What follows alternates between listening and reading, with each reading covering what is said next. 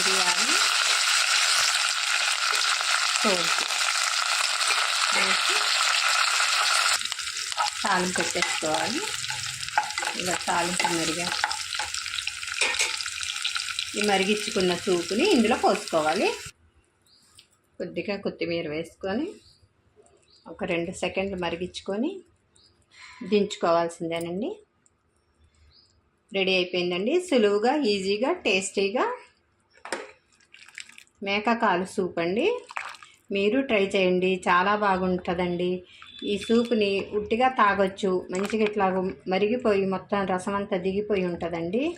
చాలా బాగుంటుంది. చిన్నపిల్లలు సైతం చాలా ఇష్టంగా తింటారండి. రైస్లోకి చాలా బాగుంటుంది.